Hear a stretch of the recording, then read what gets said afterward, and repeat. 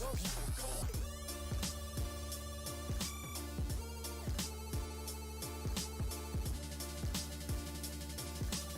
me see everyone going gorillas.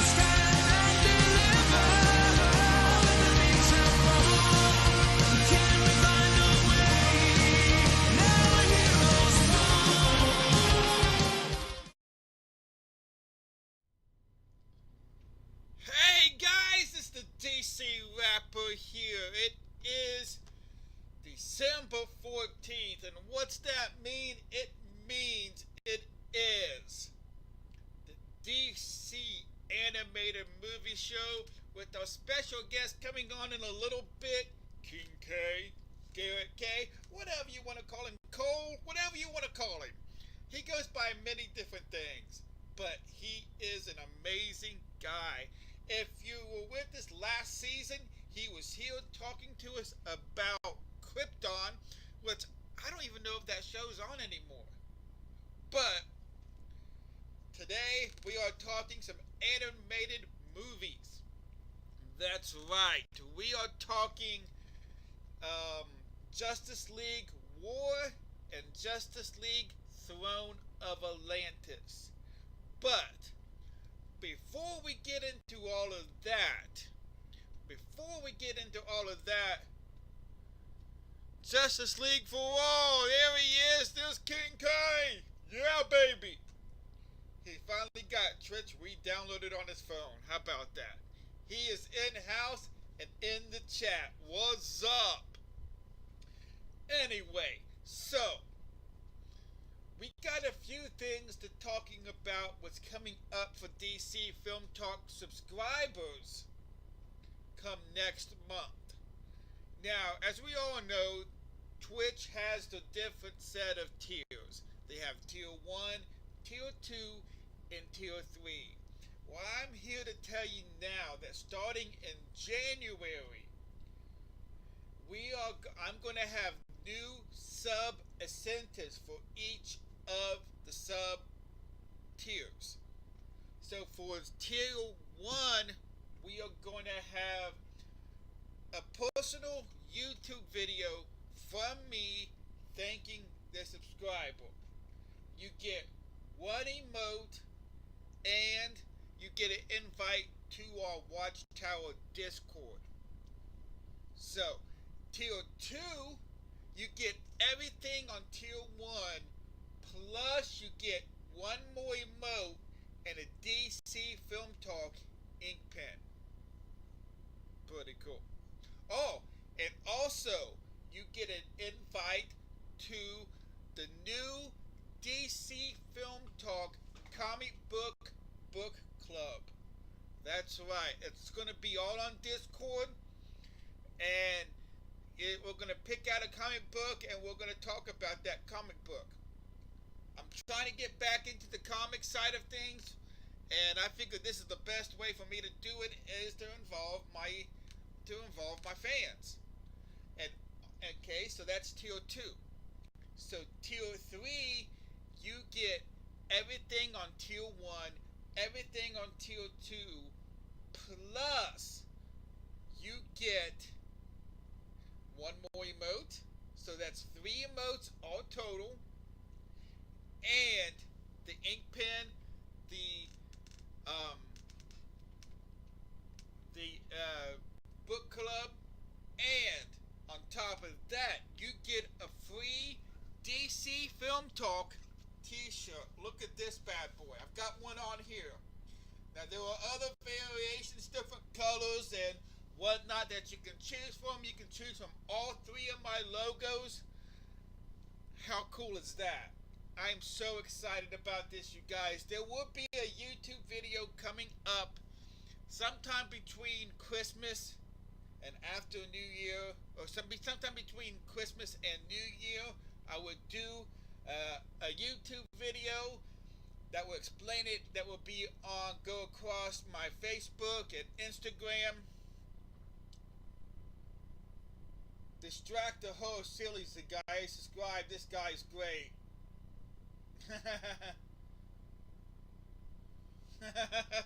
Oh, thanks, King. You the man. You the man.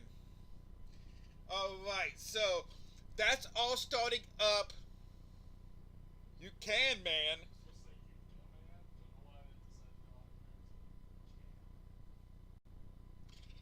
That's autocorrect for you. I don't know if you guys heard him from the background, but he is here, as you can tell.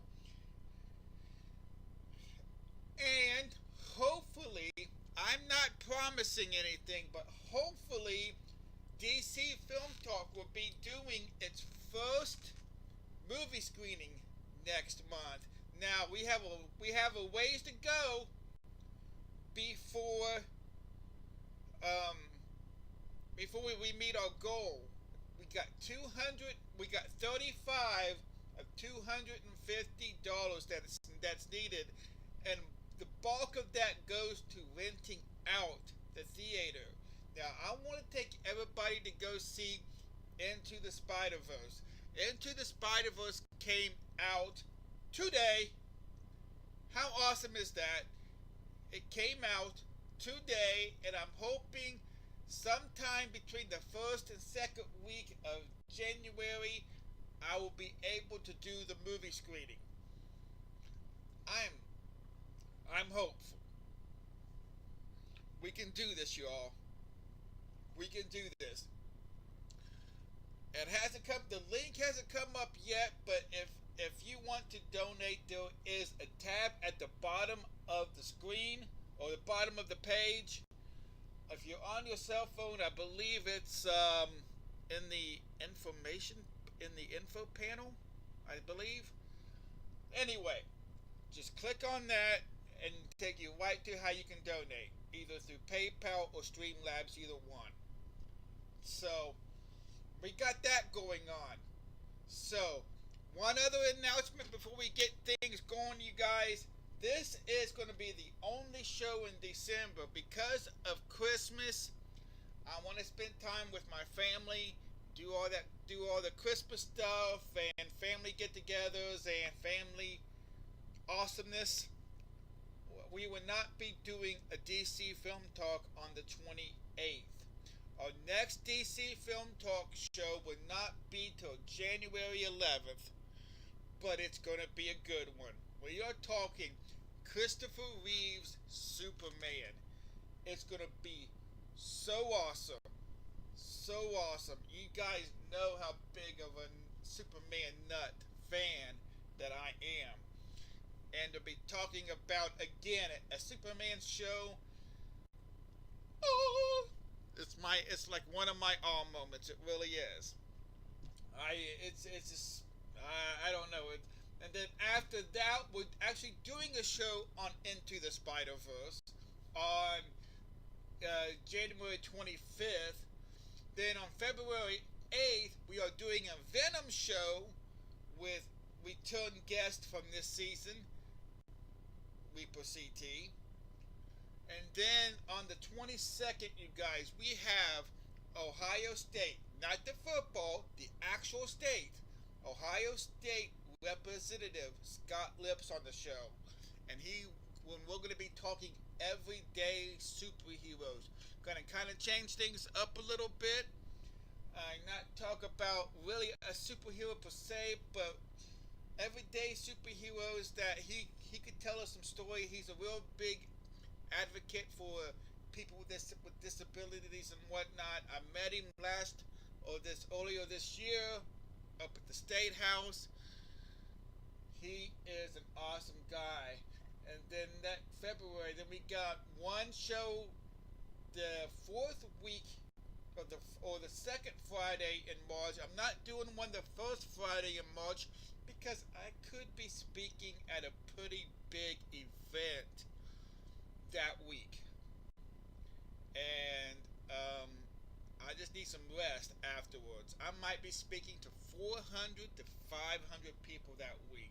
So I'm taking a break off. It's probably the streaming entirely, the video game stream and everything that week. And just taking a week's break. And but we're coming back. I believe, I can't remember the exact date in March, but it's the second Friday in March when we're going to be talking Aquaman with our second return guest of season 2, and that is Greta Girl. Last year, if you remember correctly, she came on and was talking Black Panther with us. Also in March, it's our second return guest from this season, Dead Mama Live, and we're talking oh no, I take that back. My bad. Let me rephrase that. So that's the last one in March. In April, we're doing the first or the second Friday in April. We're doing, what is it? We are doing a Punisher show with Vinyl Painter, or most of you know him as Puddin'. And then we're also doing a show the second week with our second return guest of the season, of this season, Dead Mom Alive. We're talking Wonder Woman, yeah. And then in May 10th, I want to say, right after DC Rapper's birthday, we are going to be talking. Um, what are we going to be talking? Oh yeah, the Incredible Hulk. We're doing an Incredible Hulk show. That leaves us with the season finale in May. I believe it's the 24th. But here's the deal. I don't have it booked yet. I am trying to get us a very awesome show, season finale for that night. And I'm still open. If anybody wants to say, hey, I want to do a show, let's do a show on this. Have you done a show on this yet? Let's find something that we can talk about. If not, I'm going to try to find something extra special for the last show of the season. So that brings us pretty much up to date. Now, normally at this point, I would have a video of some sort saying, hey, this is kind of like, I have a segment called In the Woods. We're not doing that today. We are going to get right into our guest tonight because we have a lot to talk about. We have actually two movies we are talking about. Talking about two different movies. So, animated movies. So, yeah, we want to make sure that we get the time in for everything because we just need to get the time in. Just as easy as that. So, here in a few minutes, once she's ready, we'll get Garret back over. We'll get Garret over here. I'm going to bring out the chair so he can sit. And we're going to go ahead and go over to the news desk. I love the news desk. Bam, there it is. I'm going to scoot over a little bit. We've already got the DC animated logo playing right there. And as soon as Garret is ready, we will bring him up. He can come over and sit down with us and come and chat.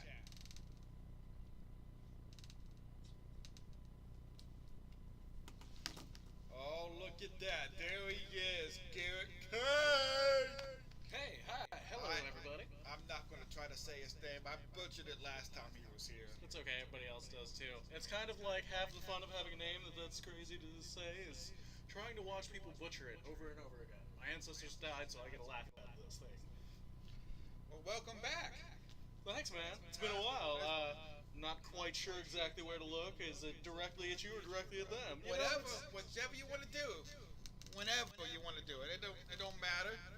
Right. So, we was talking Krypton. Is that show still on? I don't know. I'm a millennial. We don't do cable. We literally killed cable. It's one of the things we're known for. Right? Yeah. I don't know if it's on. I mean, I haven't watched. I'm not a big sci-fi channel guy, so I don't know if it's still on or not. I don't know, but I can catch up on Hulu like that. Right. They should sponsor us. Yes. Hulu and Netflix should sponsor us. Everybody, you know what? There should be no limit to the amount of people that sponsor us, just for good luck, you know? Plus, we rock fun related t-shirts. Batman. This is difficult figuring out where everything is. Forgive me, it's all backwards. Hey, you are a backwards kind of guy. Hey, but, that's half the fun of looking at the world backwards. You get to see it from a different perspective. Am I wrong? I'm not saying that you are wrong. Not at all. Not at all. We're going to get over here and get some things set up again. I lost them. For the record, Buchanan Man could be one heck of a superhero. He just chucks cans full of random things at people. It'd be interesting. Sometimes it's just a can of peas, other times it's a can of very crazy spiders that eat metal. You never know. If Spider-Man fired out real spiders, people would be terrified of him. Nobody would ever rob a bank because they wouldn't want to be covered in a stream of continuous spider, Batman style. Maybe that's one of Venom's things. What, that he shoots spiders? Yeah. All venomous ones. I'd hope that would be the fun part. Yeah. He just venomous spiders everywhere. He lays out the long tongue and it just fires out. Nobody would want to rob him. No, nobody would want to be around. I know I wouldn't want to be around him.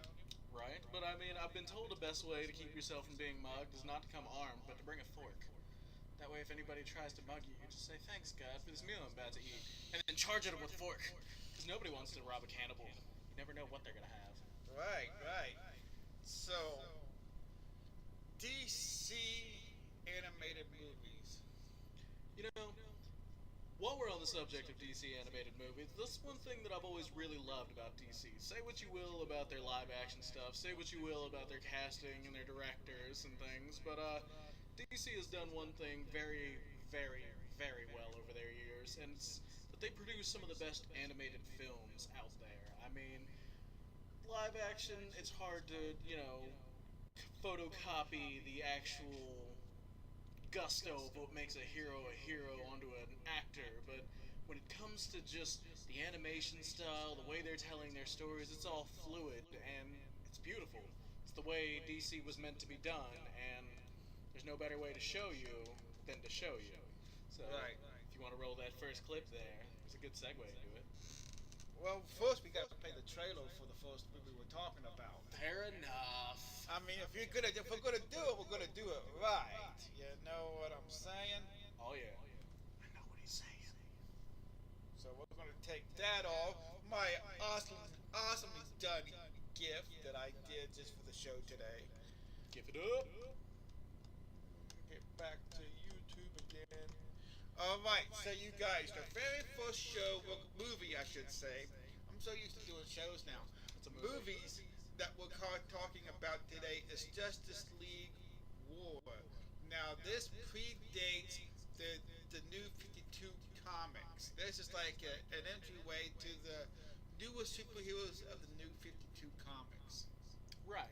It's not just everybody as they know each other. They exist in the universe, but maybe they're not aware of exactly who they are. And this show does a very good explanation of how titans of massive amount of power go about protecting their own world. Right, so but first off, before we start talking about it, we're going to show you a trailer for it. And then we can get right into it. Awesome, here we go.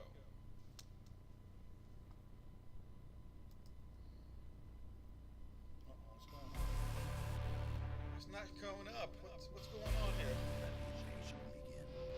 Okay, let me do this. Some new hashtag technical difficulties. Hey, it's a thing of a live show, right? Right. So we'll do it like this.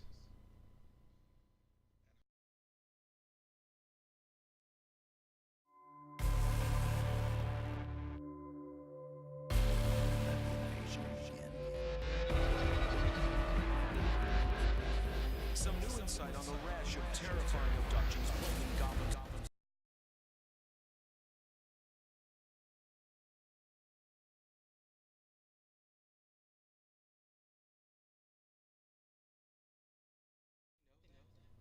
Alright, so let's see here.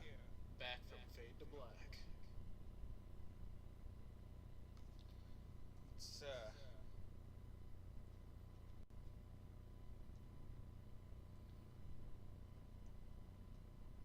I don't know why it stopped on that all of a sudden. Alright, let me do something here to the actual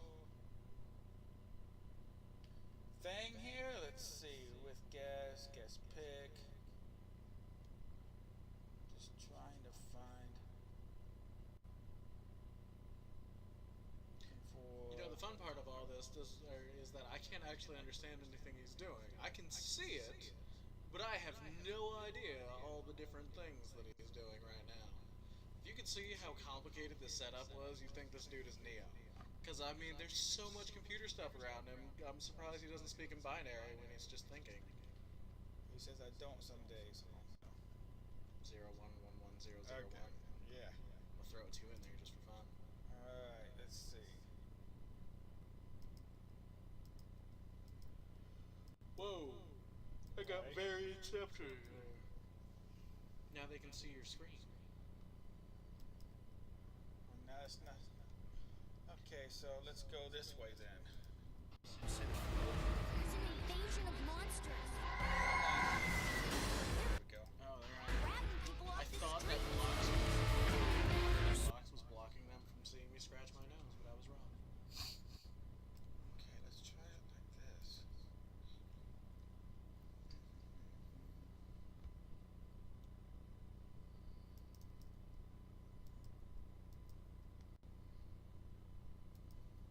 Alright, so here it is, you guys. The Justice League War trailer. I do apologize for the Technical difficulties. Yes, thank you. I'm gonna go over here. Things got really complicated really fast. Let the invasion begin. Some new insight on the rash of terrifying abductions plaguing Gotham City. It's an invasion of monsters. They're grabbing people off the street. Soldiers. We'll be staring at a full-scale invasion. It's happening across the world. Leave them to me. Alien computer. Alien? Like Superman. So, what can you do? You tried it your way, now we do it mine. You're not just some guy in a bat costume, are you?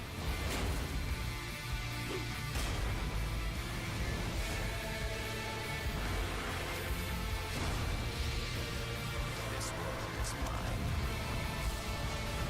Time for some teamwork. This world belongs to everyone!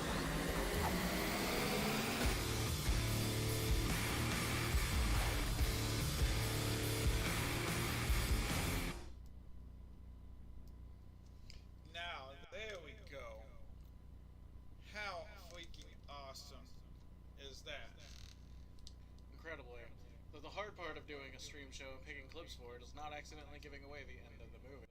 So, without giving away too many spoilers here, what did you think of War, Kevin? Actually, the first time I actually watched it was when, you know, after you left for our pre-interview. Gotcha. That's And- the first time you saw that one? That was so good, though. It was good. I'm not saying that it wasn't, but I was really impressed with it. My last thinking was, why can't the live action do this well? I mean, if they would put the animated movies into the theater, DC would not be struggling right now. Honestly, I mean that's just, wow. Just the voice acting was on par with everybody that they got cast for. The guy that plays Cyborg's dad was actually used to play on NCIS as the director. Gibbs? It's Gibbs! No, no, it's not. no, not Gibbs. The director. His real name is Rocky Carroll. That's a less fun name than I was expecting. Why can't everybody just have fun names like our superheroes do? Right. The world would be a better place if we all could just be named anything we wanted. Honestly, the only time you get to pick your own name is when you're a grandparent. And everybody always does that terribly, you know? Like, why would you want to be Grampy when you could be Deathblade? Or Meemaw, or See? Peepaw. No I never fun. understood Peepaw. Yeah. I always called my grandparent Papa and Mama. Yep. I called mine Grumpy and the evil one. She was a lawyer. It made sense. Ah, okay. God, I hope you're not watching this. Anyway, back to the conversation at hand. I know I just mimicked that. We're not going to talk about that. Anyway, so Justice League War. It is beautiful. I mean, in all rights, from storytelling to animation to voice acting, everything was done flawlessly. It was done the way you expect DC to be doing things after, what, 60 years of doing comics and things? Right. They definitely know how to direct an animated movie.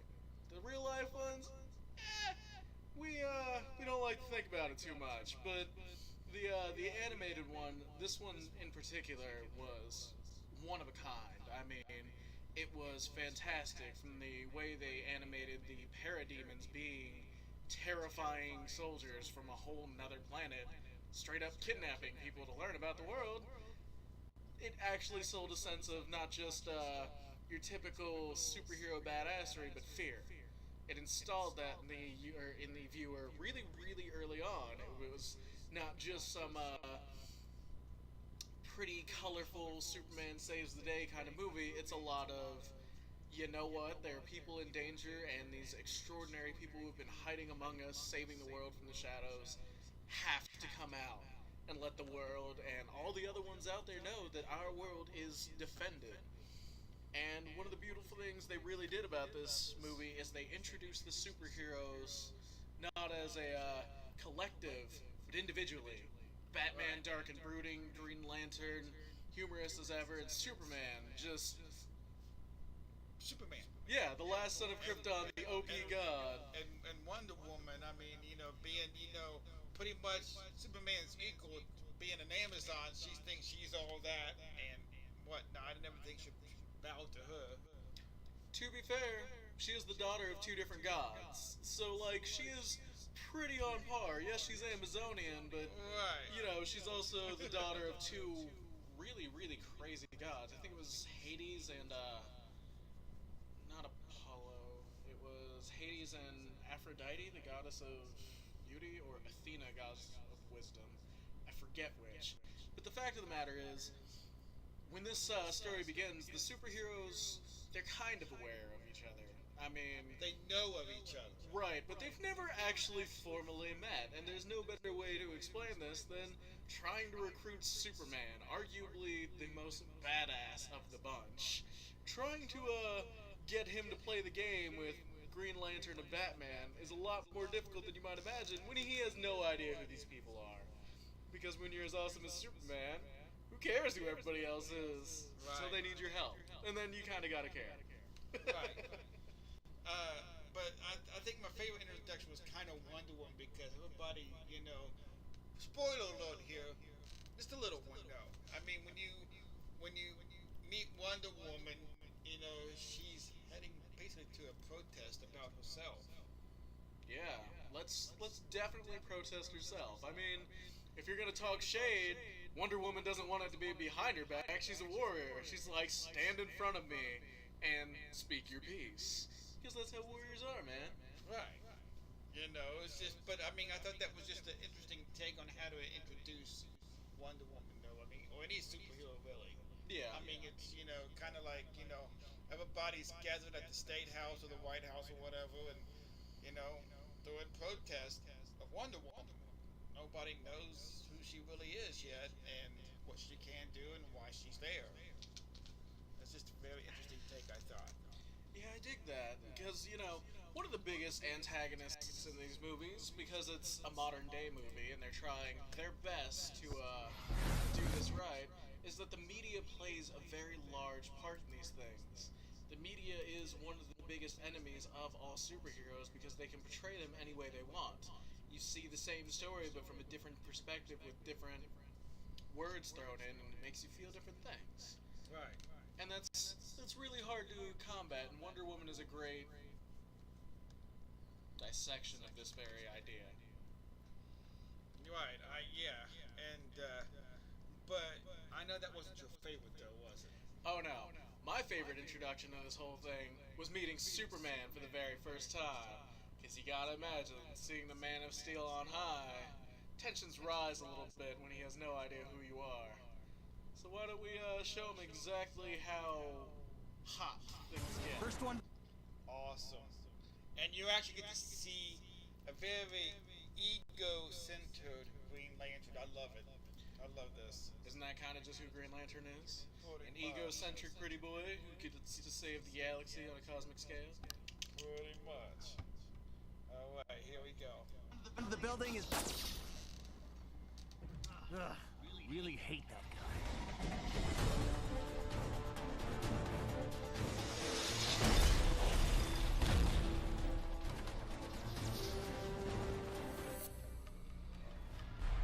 Wait here. I got this. No offense. You just get in the way. I don't know, it Here's feels the kind of plan. offensive to Green me. Lantern kicks Superman's ass. TMZ's got the video. TMZ, but you know, he likes this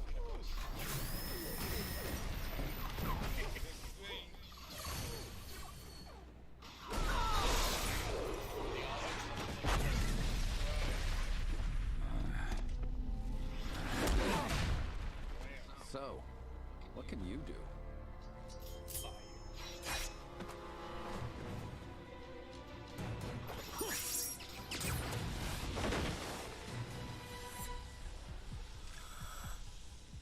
I can still see you. He was like, nope. The creature that attacked me had one of those boxes you have. A friend of yours, I assume? He blew up. So I'll ask you.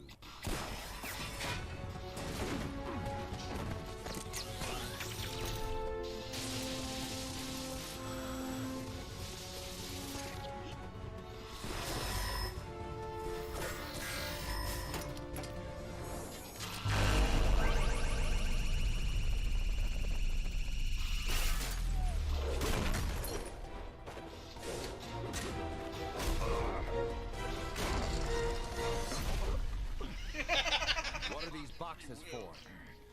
Talk while you still can. Trying to. Round two, Flyboy.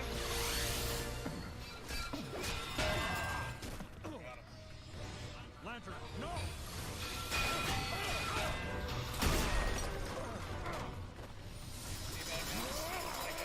Superpowers. Chains? You're funny.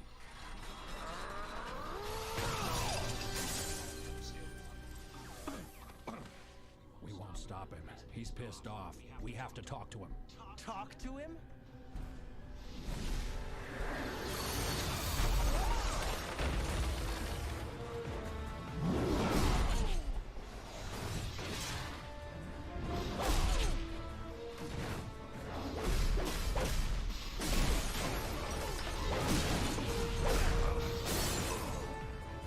Lantern, focus. You stop concentrating and that shield breaks apart. Shut up.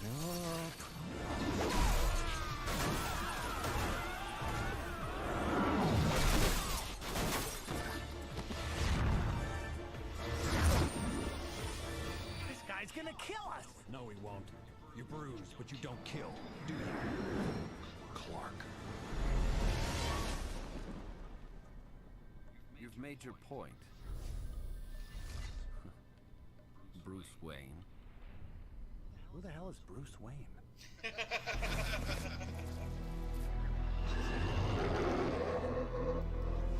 So yeah, that's pretty cool, I think. Oh yeah. Very good cross-section of both Batman's lack of the ability to have powers, but needlessly flaunting how much money he has. Because if he can figure out who an alien boy is from a planet unknown to Earth at the time, then maybe he's worth listening to even for a moment. So that Green Lantern cat getting kicked around and literally being playing volleyball with, that was worth watching. Yeah. That's really why the whole movie's worth watching. Just seeing that fight. Pretty much. Pretty much. But you know, Justice League, I think Justice League 4 does something that, the Justice League live action movies just couldn't do. I mean, they just brought, everybody together. So, I mean, I don't know how I'm trying to say this, in a more apt way than what the live action did, I think. I think what our very fantastic host is trying to say in a much more eloquent way is that what the animated film is doing is bringing the characters together in a believable manner. Yes, Batman has money, and yes, Green Lantern has power, and neither of them have really come across somebody that they actually couldn't handle. So when they came across Superman, Green Lantern, cocky as ever, thought he could handle it. Heck, he's saved the universe over and over again, so he genuinely believes that there's nothing on this specific planet that could hold a candle to his power, and that's how he ran in there, putting Batman behind a wall because he worried, you know, Batman just couldn't handle this. But the fact of the matter is, what this movie does really well is it portrays them in not just a realistic way, but an honest way. Superman overpowered and yet conservative about what he's doing. You know, he'll bruise, but he won't kill. For good reason. Right. And Green Lantern, just as cocky as he is in the comics. I mean, he is every bit man without fear. Exactly, he's the man without fear because he's got no reason to be afraid yet. Right. But I like how, as much as Batman is trying to demonstrate how powerful his toys are, it's still just a dude in a costume. I mean, you can just tell that was me just like. Yeah, he was like, "Oh, you trying to grapple out of here? Nope, blocking that exit, buddy." So, okay. So later on in the movie, so the big baddie in this is Darkseid. You know, which we were teased in the live action that's where that they were going with the live action as well. There was kind of hinted. Right. You know, I would have loved to seen that. I mean, totally honest, but I'm kind of glad because I didn't want them to butcher it. Honestly, my understanding of it was, the original director of the live-action one had a family tragedy. Right. And he had to pull off the project. Zack Snyder was pulled off the project itself, and he could not continue filming for some time. And rather than scrapping the whole project or waiting for his family to grieve, as they rightly should have, they allowed the director from the Marvel movies, Joss Whedon, to come over and finish, quote-unquote, polishing off Justice League.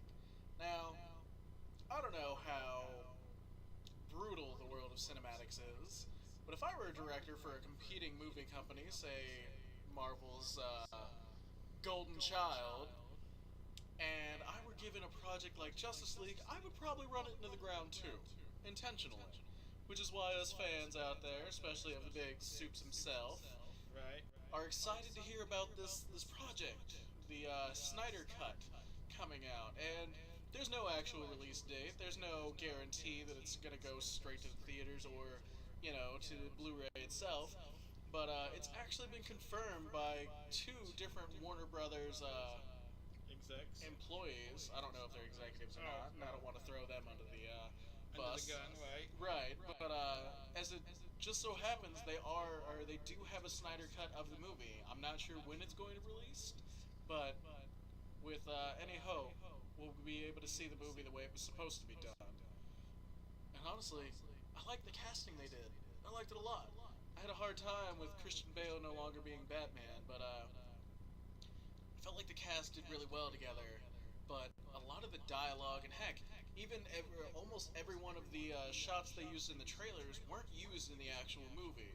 Right. I hate when they do that. Right, but like they were definitely shot, and I have the extended version, and they're not in there either. So I have to believe that these are all in the Snyder Cut itself, Right. which, with any luck, won't be the Avatar: Last Airbender suckfest that the Justice League as it is stands in the live-action series. Now these movies, they totally redeemed what DC was going for because they got it the way it was meant to be, you know? Right. They got the heroes standing tall as the gods amongst men that they are. And as much as the live action one wanted to do it, it felt like there was something grinding back against them, like a giant heated axe. Right. No pun intended. But no, it's just, I mean, I wish. So, my favorite scene in Justice League Board actually has to do with Darkseid. The big man The big man, he took the words right out of my mouth. The big man himself. The king of apocalypse. Well, I wouldn't even call him a king. He's a dictator. I mean, he'd be a dictator if there were anything opposing him. I mean, yes, he's definitely, the leader of Apocalypse. If anything, it's more like an oligarchy, which is basically a form of government that's controlled by a group of people that has one ultimate leader above them. And that's kind of how Apocalypse runs. Yes, Darkseid is the OP, the one everything runs by, but he has a select group that follows him. Big Bertha and what's her name? The mother lady? Sorry. This was the show. Do you remember the name of the mother lady? Well, I think her name was just Mother, honestly. On what? Unlimited? Oh. Remember when they went to Apocalypse and you see his cronies? I think it was just Mother. I think it was just right. Mother. It was just Mother. So he has his own group of people that he trusts, sometimes too much. Right. But they kind of rule the world together in chaos and fire, and they want to spread amongst the stars to burn them to the ground too. Right. But instead of all that, why don't we see what happens when Darkseid challenges the League themselves? So, to set up this clip, so they come up with this plan to gouge out his eyes because that hurts. The Omega Beam hurts like heck, for one thing, and they follow people. They're not just beams. The Omega Beams, they follow you. They're basically sentient beams of whoop-ass energy. They will follow you in any direction you take. They're faster than any man has the ability to dodge, except for Batman. And, they're just fantastic, overpowered weapons of destruction, and they fully believe that if they can stop Darkseid from seeing, if they can stop Darkseid from launching these beams, then it's much harder to fight them, because float like a butterfly, sting like a bee, you can't hit what you just can't see! Right, so, in this scene, Darkseid has one eye already gouged out by Wonder Woman. In this scene, this is how the Flash gouges out the other eye. Take a look. Oop, there we go. For the record.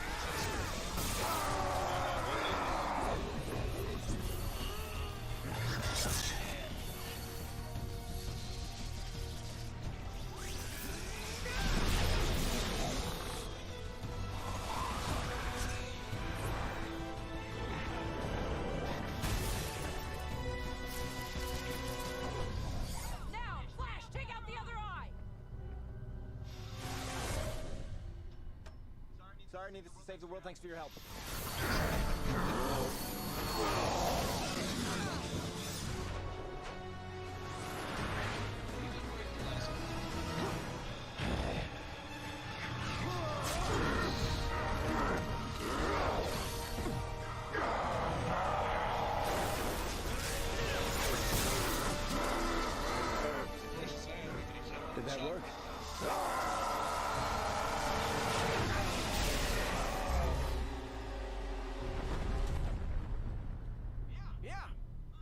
that worked?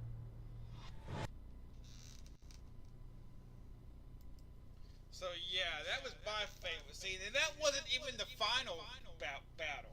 Oh no. No, I mean, there was still one more battle after that. And yeah, it was definitely the battle to beat, because Darkseid may be powerful, but whoever is after Darkseid, now that's one heck of a fight that you just don't want to be a part of. And this, this, I can't not wait till they do another animated movie where Darkseid returns, because he is. Oh yeah. Plus, Darkseid's gonna come back, and he is gonna be mad. Exactly. And he got beat. He's never been defeated before, and yet these group of ragtag heroes from all corners of the globe are saying, "Hey, this is Earth, and it's defended." Right. That's gotta hurt an ego. Oh yeah, you got all these parademons watching, and they're like, "Hey, not as bad as you thought you were you, buddy?"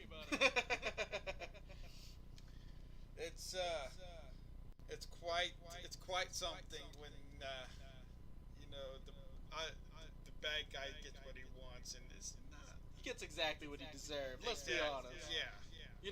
I've always been hoping that they'd take some of the Darkseid comics and turn them into something real. Like, even in Justice League Unlimited, Darkseid made a couple of appearances, but he never had as much weight as he does in this movie. He was a powerhouse. Individually, he can put these heroes down, but when they finally work as a cohesive team, when they finally put their egos and their mentalities and their moralities aside, they can put some serious hurt down on the man. Right. Getting to this point in the movie, though, was a lot of fun to watch. Oh, yeah. Because, they each tried to go at these things individually. On their own way. And that's what we're not going to give away, because that is the heart and soul of this movie. Oh, yeah. And how they finally come together to do kind of what you were seeing there, and then what they do at the final battle. It's just amazing. This is why I'm saying I wish, the live action would take, something from these movies. Not saying the storyline or anything like that. I'm saying just the flawlessness of these movies. But with real people, that's hard to do, because putting, the Flash 60 foot in the air with a crowbar in hand would look very strange when it's all CGI. I feel like if DC was going to do anything, they should take a step back from the live action, because clearly Marvel's got that down pat. And until DC can get into that same kind of area where they can do that as well as Marvel can with both casting and directing, then they should probably just stick to what they do best. And what they do fantastically is these animated films that draw you in. They're not telling the same story that you've read for 50 years over and over again. They're finding ways to adapt these different stories that we've heard over the years to a new generation, to make the kids nowadays want to know who these heroes are. Yes, it's Superman, but who really is Superman? Is he just some lost little alien on our planet trying to carve out his own niche here? Is Batman just really just a rich kid with issues? Is Green Lantern all he's cracked up to be? And is the Flash as cocky as he really thinks? Or is there more to these people? And this movie does that really well. Really well. Sorry, took me a minute, but I forgot to breathe. That kind of happens when your body's just like, hey, breathing is helpful. But, Oh, what is this? Dark Eyes 7, thank you so much for coming in. Wow, that scared the crap out of me. Dark Eyes, thank you so much for the follow. You are amazing. You are now a DC film talker for life.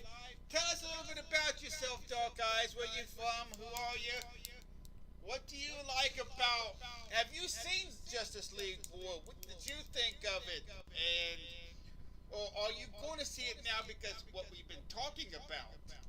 Tell us all these things. Right, because what we're really trying to do here is convince you, not just as an audience, to see this movie, but we want people to know that this is how DC was always meant to be. It was. And it's been done very well. We're trying to convince people that maybe live action isn't where DC needs to be. Maybe they should stick to what they do best. And animated, they do it flawlessly.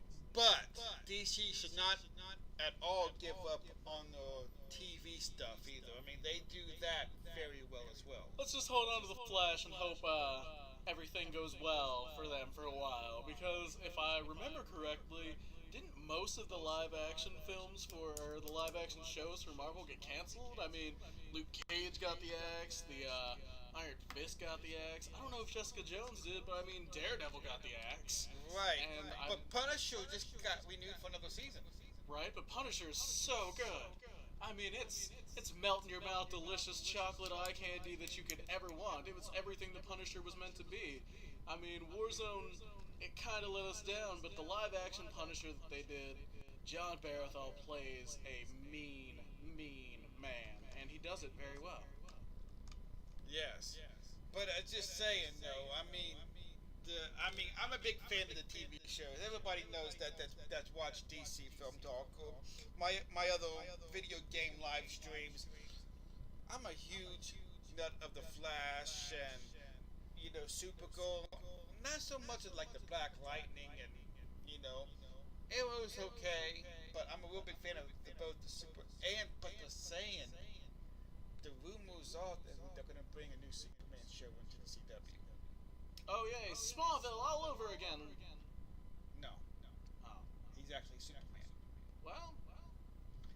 And a guy by the name of Tyler Hoechlin plays Superman in the CW universe. And now in this last episode of Elseworlds, we actually got to meet Lois Lane, which is pretty cool. So they're actually thinking about this. They've already brought in Lois Lane. They've already, I think I told you this Saturday, that they cast a Superman movie alumni as Lex Luthor, but yet we didn't see any of him in the Elseworlds. Well, hopefully they're just holding on to that grab bag for last, because they really, really want you to watch this. And the best way to do that is to hold one last surprise, because if they flush out their entire hand before time's time, then you might not actually want to stick around. But the beautiful thing that they like to do is to keep you wanting more. Like, I'm probably going to die of old age before Man of Steel 2 comes out, but I'll keep waiting for it until my dying breath. Right. So, your last comments for Justice League War. Justice League War is a great movie. Everyone needs to see it. It's not just about, who these heroes are and how they came to be. It's how they came to be an actual team. They're not the Magnificent Seven. They're the Justice freaking League. But before they can even do that, they need to become the League. They need to work out who their powers are, not so much on a personal level, but how they work together. Because everybody's done so well on their own, they didn't feel like they needed anybody. So when it comes to an immovable force meeting an unstoppable object moving to an immovable force, you need to see the movie. You just ignore my ridiculous ramblings over here, because you know what? This movie, this Justice League, this is the way war was meant to be shown. It shows Darkseid at the height of his power, Superman being who he is, Batman playing the petty leader of the group, and Wonder Woman. And if anything, y'all should just watch it just for Wonder Woman. Doritos, what's going on, man? How are you doing? Thanks for stopping by. You've missed one whole movie. We talking about 2 movies today. You've missed pretty much the whole entire first movie. We won't hold it against you this time. Right. I know you remember King K. This guy? Right. He was with us last season. That was you. Thank you very much. Figured it was appropriate considering we're talking about both Justice League War and the Throne of Atlantis itself. Trying to convince people, this is the way DC was meant to be run, and it's been run so well that you just need to go out there and see it. And this is my show today. I gotta support me. I'm supporting me today. That's right. So, I'm a little, what would you call that? I'm just gonna let that one hang there. Make this awkward for all of us. Why not? Why not? But Cranberry, Doritos, so thank you so much for coming in. It really does mean a lot to us that you'll watch, and I really do appreciate it. So, what we gotta do now, though, let's switch over to the trailer of the very next one we're talking about. Right. Justice League, Throne of Atlantis. It is the world unknown, the underwater. Right, so, oh, look at that. He's throwing up the awesome saucy emotes. I love it. Doritos, Sauce Boss himself. Doritos, aka cranberry juice. What is your new name again? We can't see the whole thing on here. What is it again? For real, it cuts off at cranberry, man. Hold on a second. It's going to show it here. Cranberry juice karma. That's what it is. Karma. Thank you all so much for stopping in, honestly, because if it wasn't just you guys here, it's just two guys talking to a camera with nobody to listen, which is almost as awkward as dinner with my parents. Almost. But anyway, so the next movie, now, again, we're not going to give any of the post-credit stuff for Justice League War away, but it kind of leads right into this next movie. It certainly does. It picks up right where they left off of heroes being heroes with the world to defend together, not on your own. But, now, you might have noticed that there was one Justice Leaguer that was not shown in Justice League Ward. Kev, need to walk my dog. Be right back, bud. You should have done that before you came over here. What is up with that? You're always walking your dog. Hey man, Anyway. dog gotta walk. I walk Bella too, but I always do that before I start watching people. It's alright, we'll forgive him for this time, you know. I'm messing with you, Doritos. Go walk your dog. I'm just messing with you. Go, was it Linus, I think is what his name is. Dog's name is Linus. Go walk Linus. Have a great time. Come back to us, though. If you're gonna name a dog anything for the Peanuts, I would have called it Snoopy. But Linus works, I guess. Whatever. Also, But, let's not forget, the Avengers Endgame trailer just came out. yes. We might watch that at the end of the show. We definitely should, just because it's amazing. It is Just like amazing. all the rest of the Avengers. It's amazing. Right. So, there was one person that was not present in war.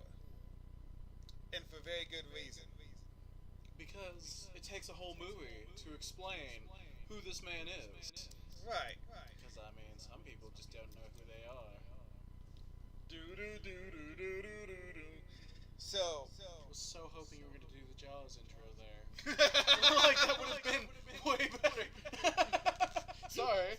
Yeah, not telling the man how to run his own show. He's better at it than I am. not really. I had some technical difficulties later, so clearly I don't know what I'm doing. Happens to the best of us. I'm basically like the worst thing that ever happened to technology.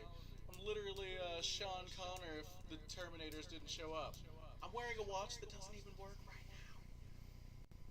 Really? Yeah, no, I have this very Wait a minute. low-level, harmless electromagnetic field that drains the power from watches, cell phones, and the chips on credit cards. They fry near me for too long.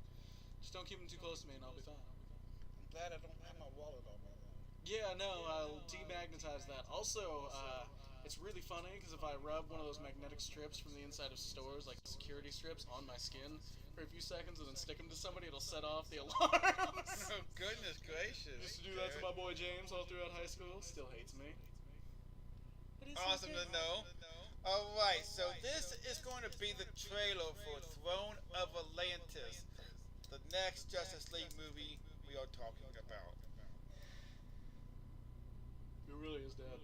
Does not take it all. That's just me. Sonar has inbound, sir. Coming in hot. They look like Max Tennyson, what are you doing on a naval ship? By the gods.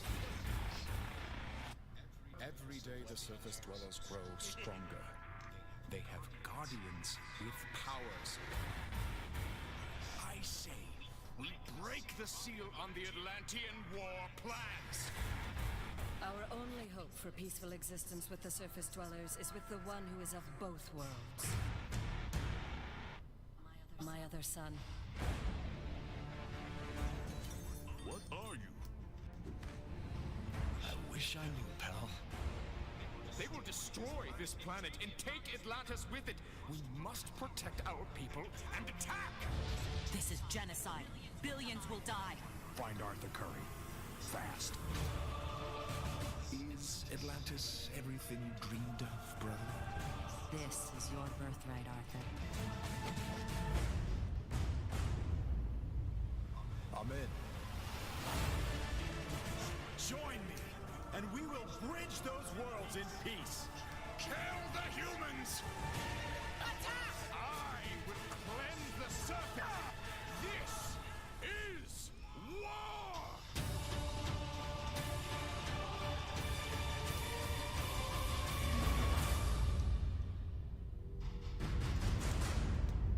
He needs a code name. Well, online they're calling him Aquaman. Hate that. Aquaman it is. You never get to pick your own nickname in life. Unless you're the DC wrap-up. That's right. Oop. There we go.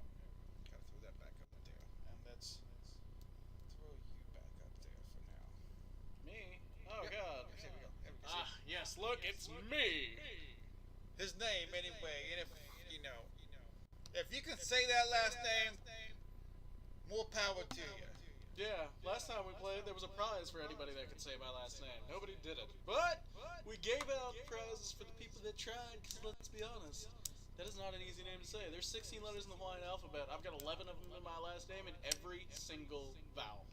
Even the K. You can't spell crap in Hawaiian without my last name. There's only 16 letters in the Hawaiian alphabet? Yeah, it's not English, man. Forgive us for not having the same amount of letters. Look, every book you've ever read is just... I just didn't know that. Yeah, well, I mean, it's not really something everybody's aware of. Why is a completely different culture, a completely different place? We're gonna move on from that because that's not what the show's about. But thanks for giving a background synopsis on me. Hey, that's what I'm here for. There you go. Yeah. As a host, I gotta accommodate to the guests. You know what I'm saying? The host with the most over here. That's trying right, to bring out my cultural background. Hey, somebody's got to, right? I mean, if I don't do it, nobody else will. Thankfully, that's a show for a different day. Alright, so Justice League, Throne of Atlantis. We finally meet Aquaman. AKA Arthur Curry. Now the beautiful thing, I keep saying beautiful, and I'm taking apart a pen over here, in case anybody's wondering, it's his pen. It's my Dave and Buster's pen, by the way. It's your Dave and Busted pen because I can't get it back together. Anyway, so this movie is all about Arthur Curry and the struggles he has being a man torn between two worlds. He's the Avatar. A man walking around with Atlantean blood and human blood in him. His father was a sailor who ran a lighthouse, and his mother was a mermaid. Yeah. She goes deep. Anyway. No, not a mermaid. She wasn't a mermaid, but she was queen. Yeah, she was the queen of Atlantis. Queen Lanta. Cheated on her husband with a surface dweller. Cheated on the king.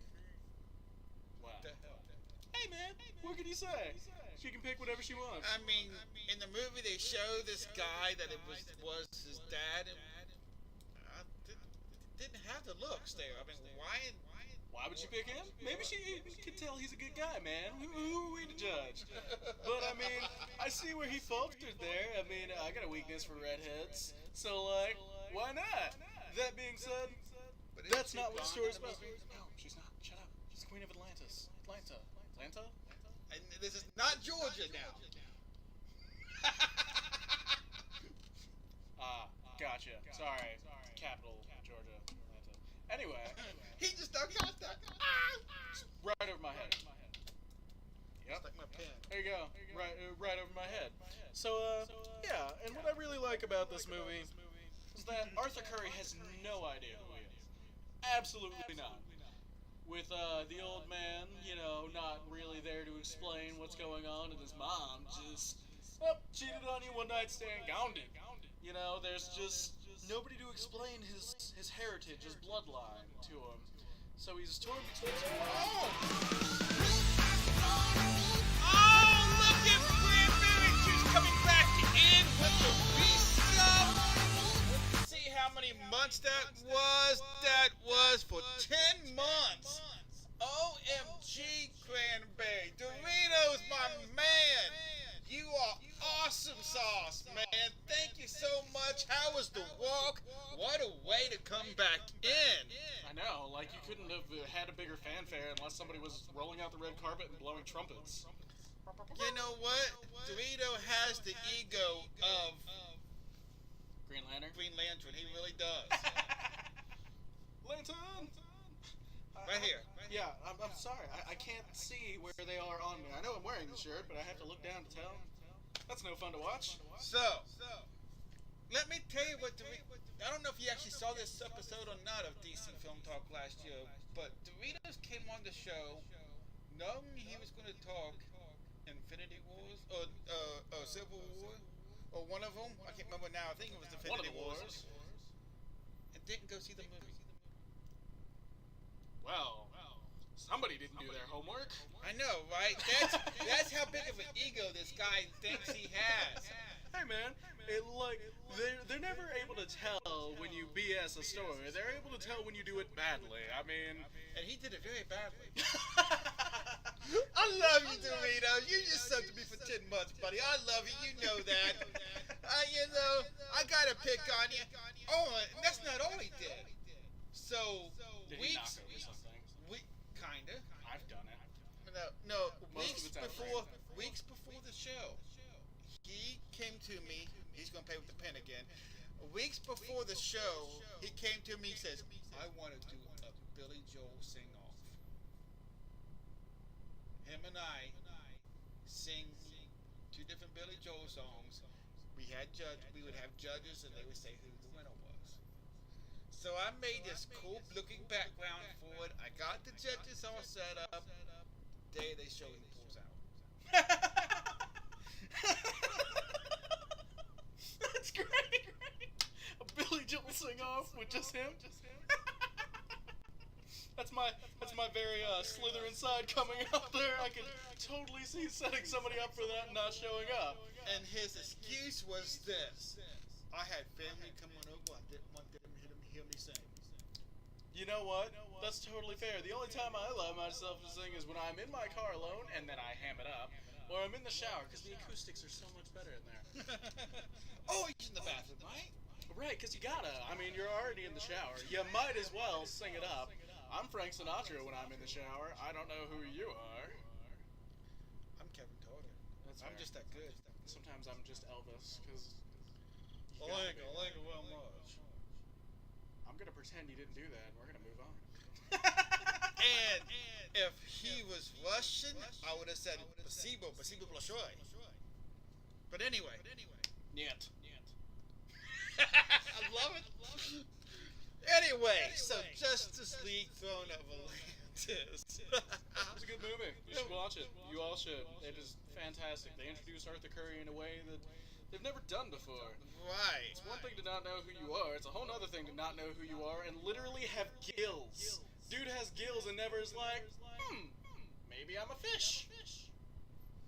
I like the one line he says, kind of like in the middle of the movie, is like, I talk to fish. I do that now. Technically, he was talking to a whale, which isn't a fish, it's a mammal. Right, but still. We forgive him because it's underwater, it's aquatic. I mean, I guess you can call it a fish if you want to, but it's not a fish. It doesn't lay eggs, you know. Not all fish do. Heck, he talks to squids. Squids Right. aren't technically fish, they're invertebrates. We're getting off topic here. I feel like you should only talk to things that have gills. Man. It's weird. He calls out narwhals in the show, which you're gonna call any fish. One with a big sword on his face is great. Now, I'm not gonna even ask this, but I shouldn't even ask this, I guess, but I'm going to anyways. Yeah, he is. Doritos. Cranberry juice karma. Man with a plan. I bet you haven't seen any of these movies, have you? I mean, if you haven't, you need to. I tell you what, both of these movies are on the new streaming service DC Universe. You need to get it and watch them. They are awesome sauce. That's how we watched them. That's how I watched them. can't talk about how I watched them because I'm not sure if the IRS is watching this. Whatever. We won't go there. There you go. Anyway, so both of these movies are really good. Right. And, you know, they tell the story not in the same way that we've seen for 50 some odd years and them retelling the same story over and over and over and over and over again. No. They tell them in a new way, adapting it for a new generation, convincing kids nowadays that, you know what? It's good to watch these because they're not the same heroes your parents grew up with. They're the heroes that they need to be. Right. You got Bonnie Tyler on there. I'm happy about that. But you got it on there. Well, it's for my playlist from when I have music, but we don't do that anymore, so. Oh, come on. That's a classic song. I need a hero. It is a classic song. It's a classic Superman song. But, you know, at the same time, from Lois and Clark, by the way. Lois and Clark? The New Adventures of Superman. Gotcha. I was like, I'm pretty sure it was Lewis and Clark, but fine. Whatever. But anyway, yeah, as you were saying, Justice League Throne of Atlantis does, you know, he's introducing a whole new way that I wasn't even expecting, to be honest with you. None of us were. I mean, it's a good surprise from DC for the first time in a long time. Right. They surprised us in a way we wanted to be. They took a story that we've heard and they made it new by not giving us the same recycled information, but by showing us a brand new world. And the Aladdin sense the first time. A whole new world. I'm allowed to make Disney references whenever I want. I'm a 90s baby.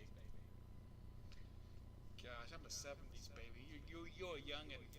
Yeah, well, it's not about how long you have, it's how you spend it. Some people live more in 20 years than others do in 80. I've been skydiving.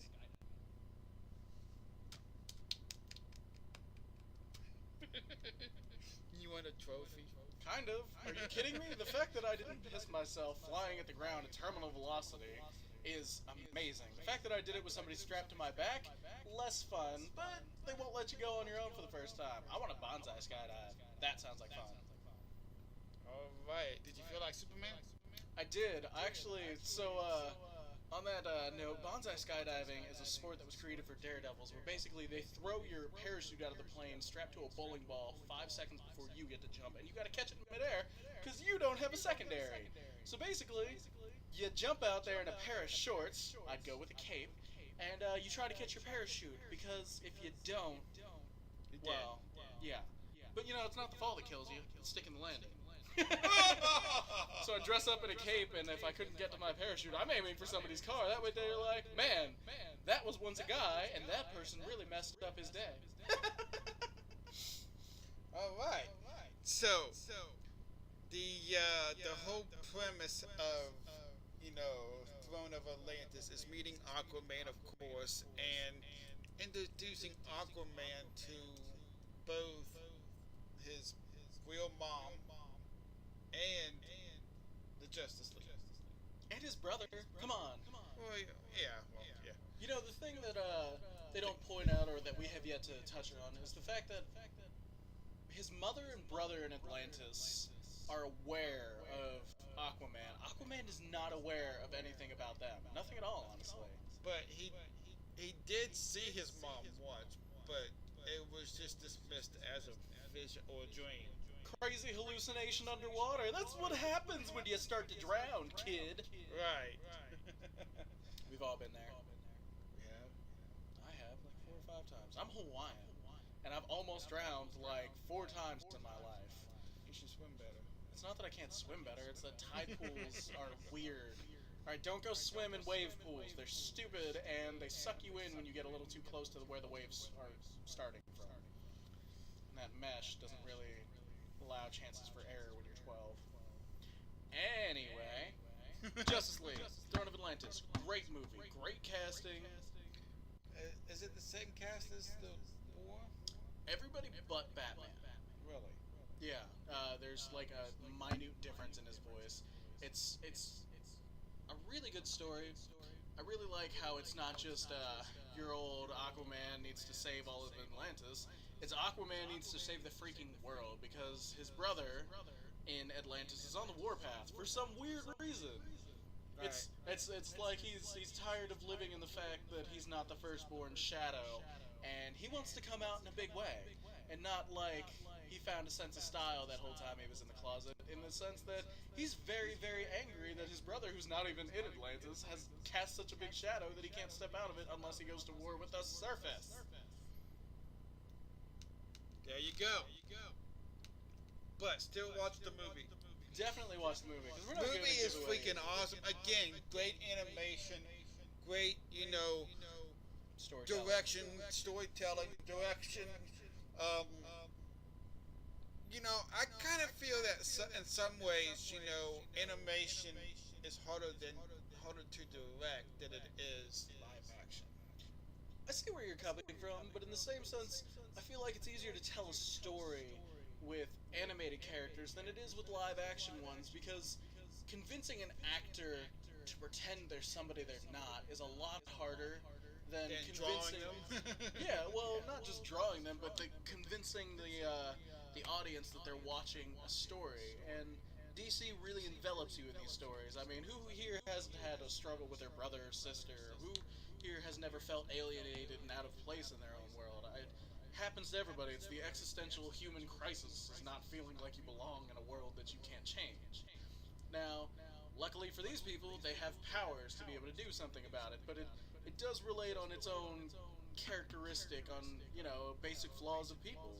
You don't feel like you belong, and this is one of those stories that a man of both worlds doesn't feel like he really belongs in either, and it really, really does grow on you. It doesn't take long to grow on you with, random decapitations and, swimming, but you get there, and they tell the story in a way that you just want more.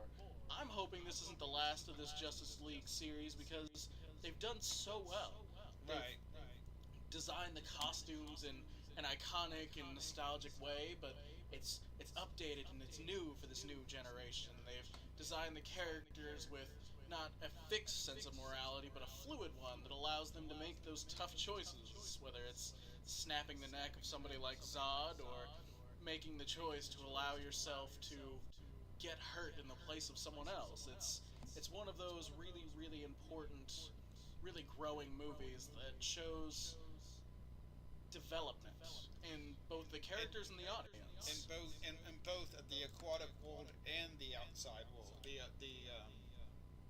The world upstate, the surface world. The surface world. Thank you. Right, because the Atlanteans, while I've watched the surfacers, pollute their ocean and destroy themselves on land and at sea, they've left themselves sequestered, blissfully away from mankind and all their awfulness.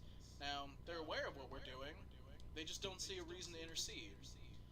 But unfortunately, one of the brothers isn't really going to give mankind a chance to better themselves. He does a few things, which we're not going to say. The brother does a few things to make others believe something that is not. Right. But, he's just playing the game of politics. Give your people a reason to fight a war, and they'll be 110% behind it. Right. But before we delve into that any further, why don't we talk about, do we have the right moment, the right time to show one of my favorite clips from this? Sure, why not? I don't actually know how this works. But no, it's all right. We're right on time, actually. So, for me, not for him. Right. So here's the thing. So set up this clip. So basically, the world above and the world below have decided to collide. The Atlantean queen, Atlanta, she's sent out a call because she can tell Aquaman's brother is starting to get too chaotic, too crazy. She wants him to come home, so she sends her adversary, her best confidant in the court, to go fetch her son, who doesn't know about this world. She wants to show him the world while she has the chance to give him the power that he deserves, being the firstborn. His brother has other plans. He's made a pact with these trenchers, these monsters from the deep that just crave nothing but bloodlust and war. He's sent them as assassins to hopefully kill his brother before he gets the chance to meet the rest of the Atlanteans. And while the trenchers themselves aren't specifically dangerous, they are in great number, hard to overcome, and that's what this clip is showing. Now, I kind of knew pretty much what clip he was going to choose before he told me, because we actually watched this movie for the very first time, both of us together. Oh yeah. And of course, the commentary along with it. You know, he gets really excited anytime in the movie when something gets decapitated. Hey, let's be honest. DC doesn't always go to that brutal place because they don't always have to, and sometimes they're afraid to. But in this movie, it's specifically tailored for our day and age and this generation that survives off bloodlust and the idea that movies need to be more realistic. And what's more real than dude getting his head chopped off? It's like, oh my god, I can't believe they did that. Not once, not twice, but 17 times throughout the movie. But I'm going to have a question for you after we show the clip, though. So you guys take a look at the clip, and yeah, here it is. Fine. Everything suddenly makes sense now. Thank you, Mara. But I'm no king.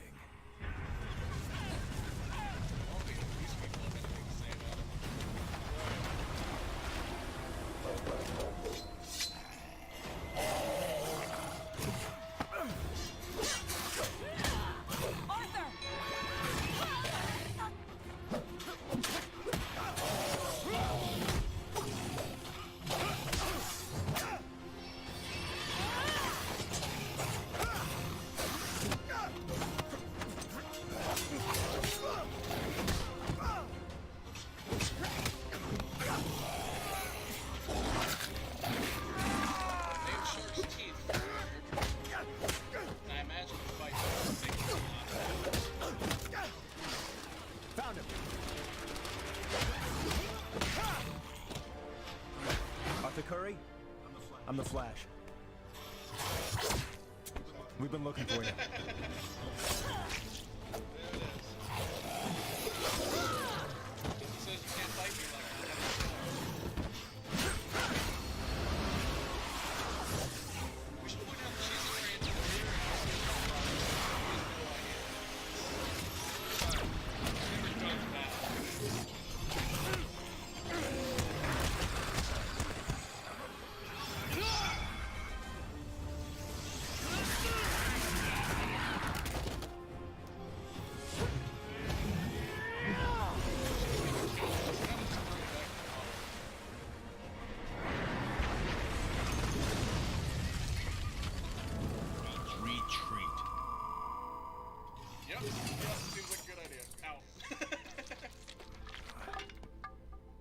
You're injured.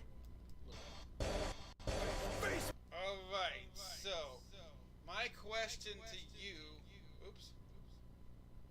is this. So was that your favorite clip because of the decapitations, or was it because Superman just scared them all to hell? Combination of the two. Because, you know, in Justice League War, they were all on their own. You know, every superhero was powerful in their own right, including Batman, for some reason. They were all powerful in their own right, but they were alone. They were solo. They were good at what they did because they'd never come up against something they couldn't handle alone. But in this, I really like this clip because it shows the character growth. It shows them not just being as super as you'd expect, but they've learned how to react as a cohesive group.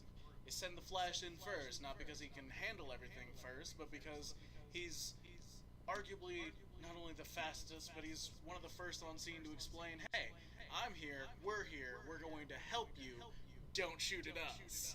But he's also, they've also found a way to scale it up. You know, it's every hero introduced iconically, as you know him. Cyborg with that sonic cannon, Batman with his Batwing gun, well, Batship. It sounds weird.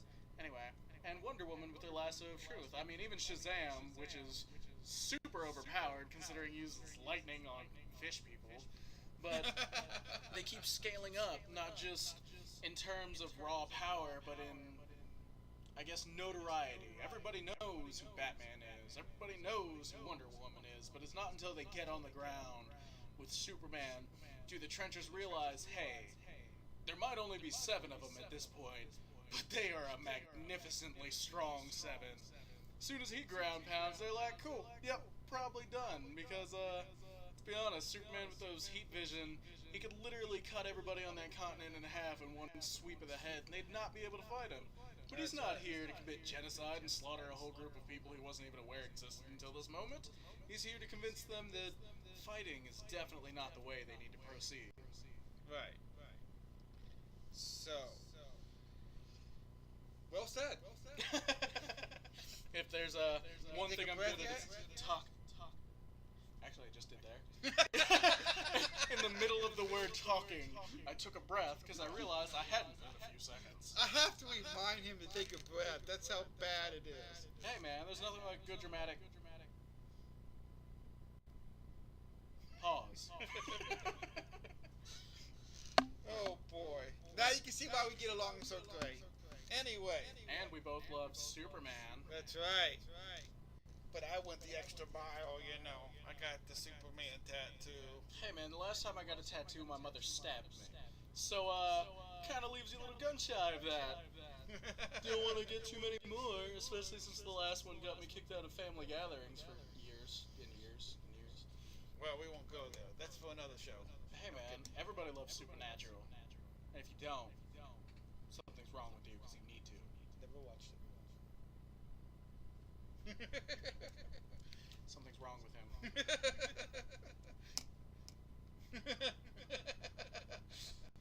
This is the second time, you know, in 6 days that I've gotten in trouble with him because I have told him that I have not watched something. The last one was Doctor Who. Gotta love the Holy Trinity. Supernatural. Sherlock, Doctor Who. It's the Trinity of fandoms, man. It's like up there with, you know, Harry Potter. Did you ever play any of the Sherlock games? Like on the PS3, PS4? No. Interesting. Anyway. I have. Yeah? One up on you now. You've never watched the show? That's not about the show. Yeah, it is. It is. God, it's Sherlock for the 21st century. It's all about the show. Can you imagine how badass... No, I mean the Sir video Arthur game. Well, It's not can you imagine how badass Sir Arthur Conan Doyle's image of Sherlock would have been if he had a cell phone at his fingertips? He had the ability to amass so much knowledge he couldn't remember anything meaningless, like how many planets are in the solar system when you have so much other knowledge logged in there. Happens to me too. We forget things. Alright, so my favorite clip is a bit of a kind of a spoiler though. Why you gotta spoil things, man? Spoil gonna spoil. It's the very final fight scene of the movie. See, when we played this game of who gets to pick clips, I picked ones that wouldn't ruin the movie. This guy, he's like, let me show you my favorite fights, which happen to be some of the spoilery ones. So I like a big fight, sue me. He likes big fights and he cannot lie. Other brothers can't do none. That's When a fight right. walks in and you can't help but look. So, you know. It started off well. Are you sure about that? Yeah, about as sure as I am that you're lame for not watching Supernatural. Yep. See, but I think Superman is way above all of that. Superman's way above all that, but Supernatural goes into Scooby-Doo, man. I like Scooby-Doo. Watch the crossover episode. Come on, what can you not like about classic American cars, good old school music, and all the mythology you could ever want to consume put into one place for people to just straight up kill and look good doing it? The actors that are in it? Yeah, they're great. Not to me, they're not. Yeah, well... Except for the guy that played on Smallville. But other than that... Jensen Ackles, the guy who plays Dean, is also Red Hood's voice. That's why he sucks. Anyway. Let me just click the unsubscribe. You don't subscribe to me anyway. That's fair. But at the same time, I'm closer to the power button than you are. You would not shut off my show. Midstream? We'll see. I am a Slytherin. Yeah, okay. No, but my favorite scene is it's my favorite scene because the way that, you know, the Justice League gets the bad guy, basically. Get him. Get him and get him good. Well, because it's just, you know, it's not with the fists, and it's not with the powers. Kind of with cyborgs, kind of like what he can do. But anyway, so yeah, that's a kind of a setup for this. So let's get it on. Let's get watching this. Look at that aqua back. Look at that muscles. It's me, Orm.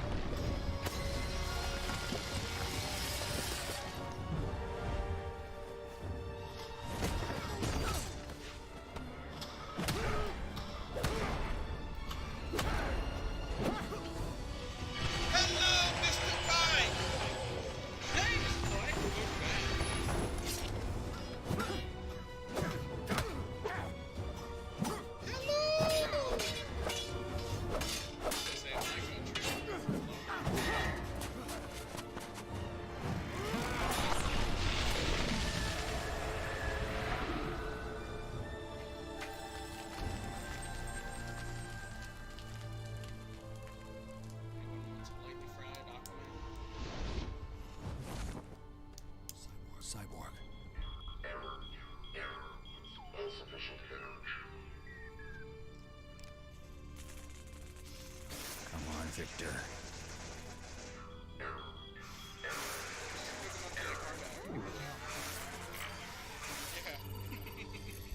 He's already destroyed the car. He might as well use it. So how you doing today, Mr. Pike? Lantern said Orm confessed to killing his mother. Yeah, to us. He lied to his people. But you saw it. And you know what that means. Time to get it on YouTube. Put it nuts. You killed her. I did. I ran the sword through her myself as she mewed for peace. You can count yourself fortunate, bastard. At least our mother won't be the impediment to your life that she was to mine. You killed her. I What did. is this? I ran the sword through her myself as she mewed for peace. You can count yourself fortunate, bastard. Orm killed our queen? We are betrayed! No, wait! This deception is their surface magic! Liar! I was there when Orm boasted of the murder of our queen. It was as you see. I am your king! I did this for you! There we go. That's my favorite. Is this the king you want, Atlanteans? A coward who lies to you. You need a light to guide you in the darkness, people of Atlantis. My people.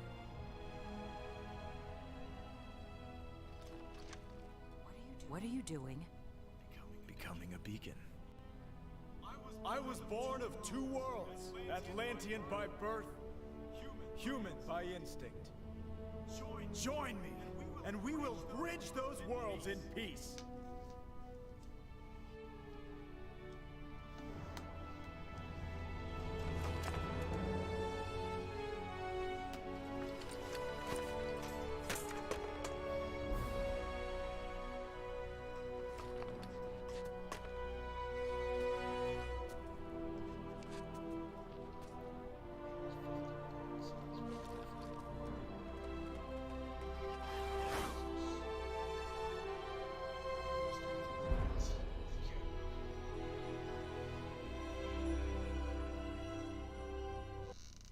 Alright, that was it. Ignore Lego Batman on the screen. There's no more Lego Batman on the screen. On the screen. Alright, so. Again, is this, you know, that big old powerful punch, man? It gets me every time. No. I don't know. But then, of course, you know, I mean, he starts the process of mending both worlds at this Pivotal moment. right? And that's what got me. right? You know. He spent the whole movie thinking, I don't have what it takes to be king. But at this last moment, he realizes, you know what? Neither does Orm. And if Orm can't do it, somebody's got to step up to the plate. So why not have it be Aquaman, the beacon himself, the light between the two worlds? He should be king because clearly Orm is no good at it.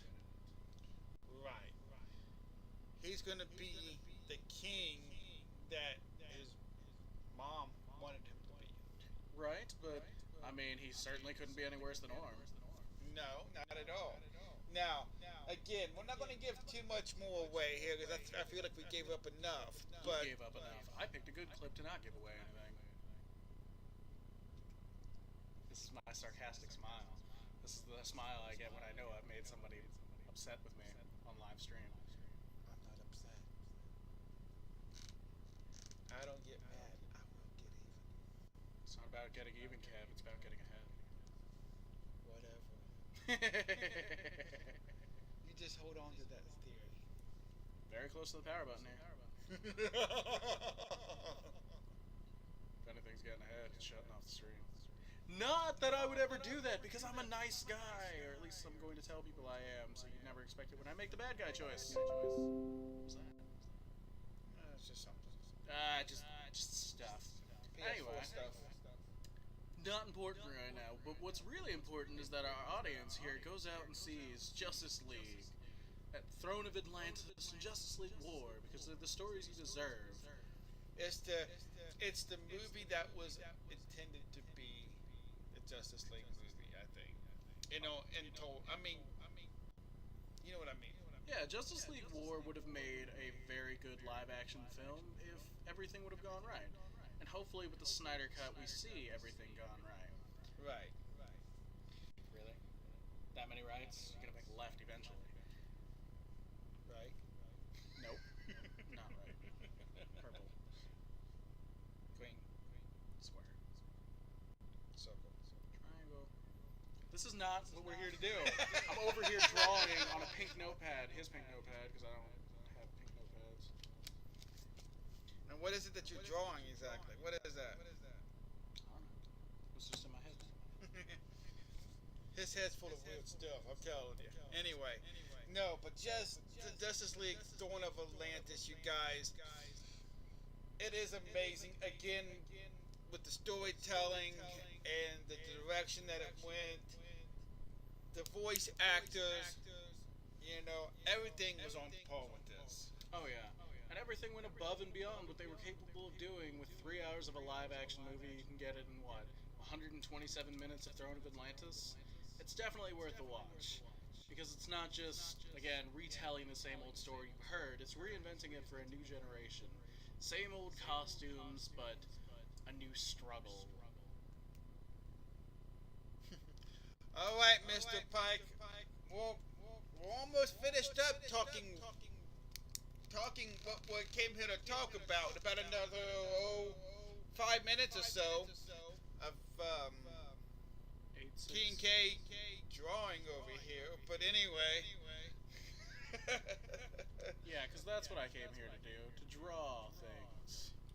But no, honestly though, I mean these two movies were awesome, man. I mean they just, you know, they told the story of how all of the Justice League came together so flawlessly. Yeah, and they're the epitome of what the fans really wanted. They didn't want, you know, Superman telling his same story the 800th time. No, they wanted to see how the Justice League came to be the League. Because we know these people are powerful, but what we don't know is how they work as a cohesive unit. Yeah, they do so well in movies or the shows if you've seen them, but what they don't show is how they really came to be. Sometimes they forget that they're not just gods with crazy superpowers. They're really people underneath. And that's something these movies do really well in showing, that they are both not just people, but they're alive. And they need to be able to learn how to work together and have each other's backs, because that's what none of these people have ever had, you know? They've had all their powers to keep them safe, but when they're up against a hero that or a villain that can really, really handle them, what they need is teamwork. Right. That's awesome. Well said. And so next season you're coming back and talking Marvel animated movies, right? Yeah. So we should ask, what Marvel animated movie do you really want to talk about? I liked Planet Hulk really, really well. That was an awesome movie, I have to say. Oh yeah, I did watch that one. Planet Hulk was pretty good. The Doctor Strange ones are a bit strange. But they're worth a watch. They are. I feel like some Marvel movies. I feel like Marvel does a lot better with live action than they do with animated. But I feel like it's because they have two different strengths. It's hard to be. Fresh and everything. Yeah, you gotta pick and choose your field, and I feel like DC's pick their animated, or they need to, and Marvel's pick their live action, and they need to stick with what they're good at. Otherwise, they're just gonna be terrible at everything. Right. That's awesome. And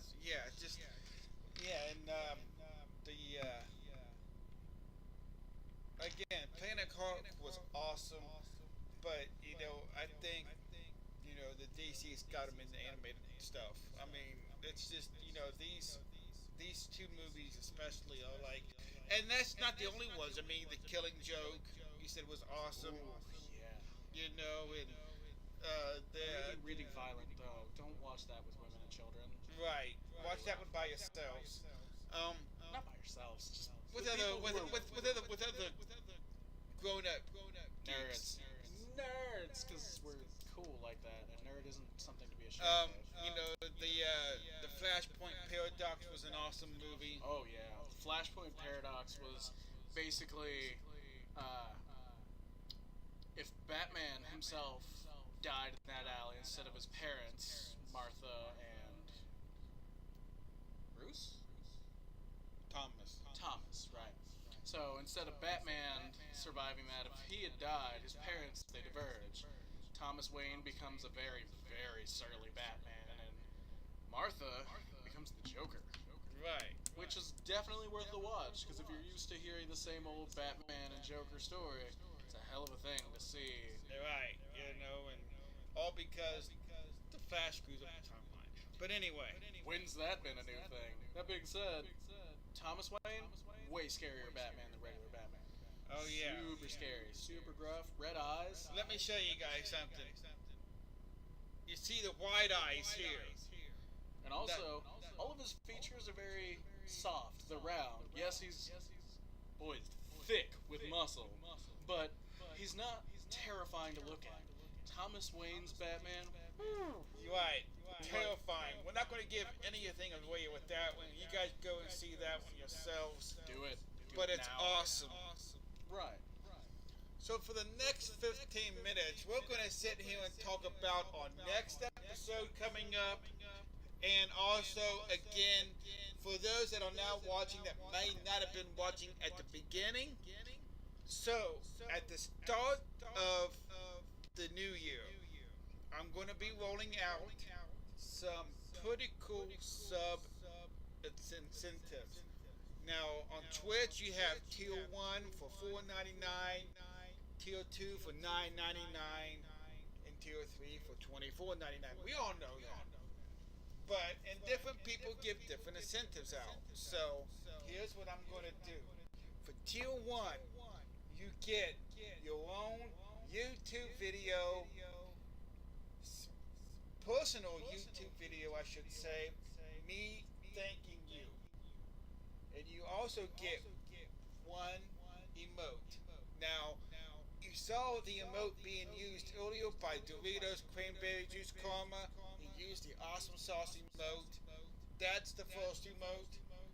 And you also get invited to our sub-only Discord. Now, with that being said, right now, the Discord is free to everyone. I'm trying to get a community started here. Starting in the new year, it's going to be open to only subs. And there is a reason for that, because DC Film Talk basically has two different Discords. The other Discord is with the Nerd Hood, and you can still get all the information. Not all the information, but you still can get the schedule and the news and everything there. But there's so much more in the sub Discord that you are not able to get in the old Discord. And now that's just the tier 1. Tier 2, you get everything from tier 1, one new emote, and a DC Film Talk pen. Yes, I just stole it from you. A DC Film Talk pen. Alright? Plus, I am going to be starting a comic book club for my tier 2 and tier 3 subs. So that's another thing. We're going to pick out a comic book to read. We're all going to read it, and then we can kind of discuss it. Be like, we could even do it on stream if you guys want. I'll leave that open to you guys. I can do a sub only stream. Other people can watch it, but only sub people can chat and talk with us, or talk or whatnot. Be very interesting. And also, so that's a tier 2, tier 3.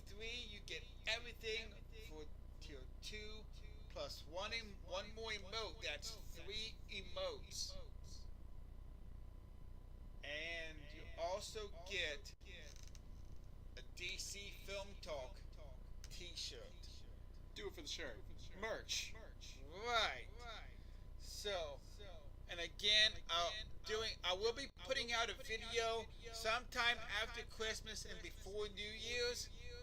After I get back home with the family and whatnot, I will be doing a video sometime before Christmas or sometime after Christmas and before New Year's on everything, because I will also be selling the shirt and the pen right out. They're just going to cost a little bit more. More incentive to being a sub. So, be looking for that. Our next show is not until next year. It's weird to say, right? Next year. It's only, 3 weeks away? Right. And actually the show's about 4 weeks away. Get cracking on them subs, man. Right.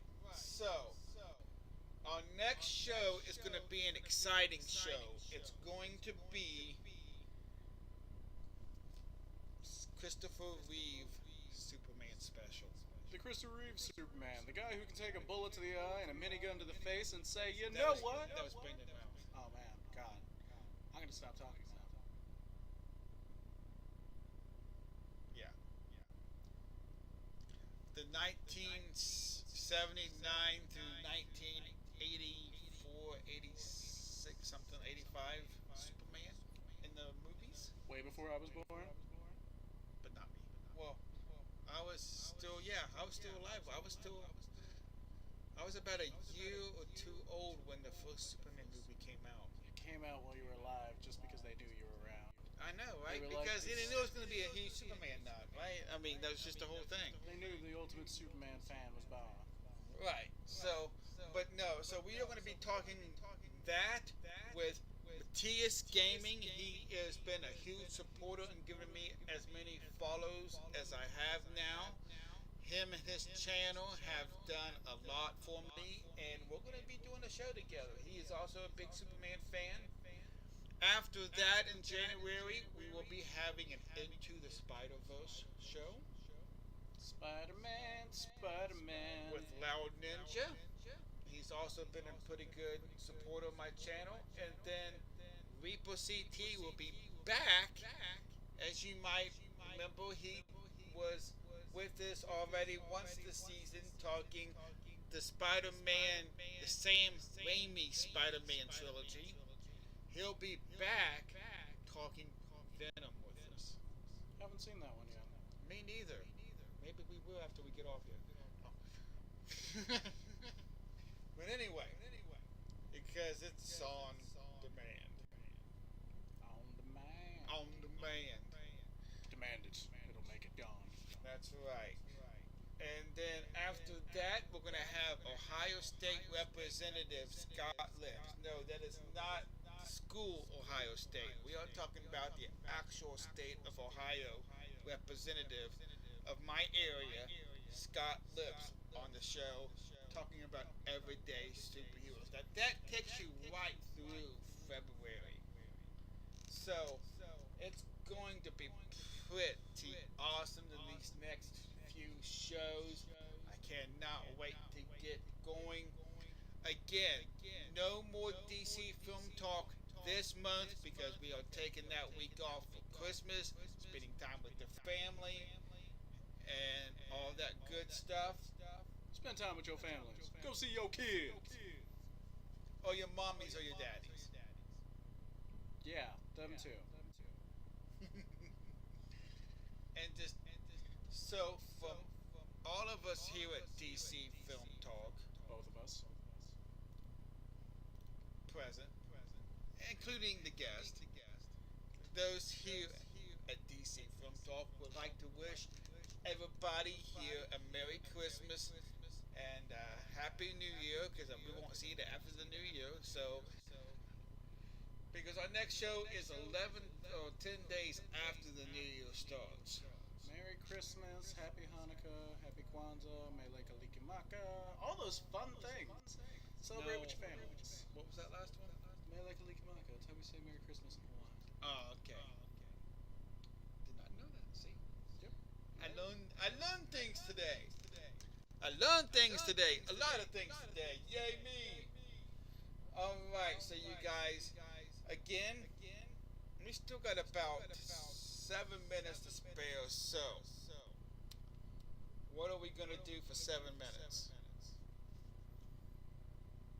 Why don't we talk about the live action DC movies? What about the end trailer? Yeah. So, the Avengers Endgame trailer, The Aftermath of Infinity War, has actually officially been released. And for those of you who have seen it, fantastic. For those of you who haven't, you're about to. Clavicle. Trailer. Oh, look, there's the first one. It's the first one. This is a funny show. Or the second one. Yeah, that one. MTV International clip trailers. I don't know. Whichever one was big. My shoulder hurts.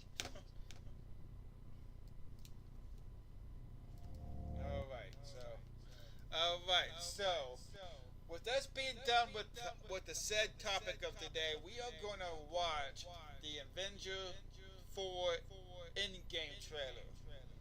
And then we're going to discuss it for a bit. Because it is awesome. And you can tell, Garret here's a big old fan. Look at the cap. Been rocking it since 2010. This is an old hat.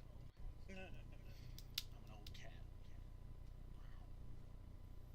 Put the thing I was drawing away. Show it at the end.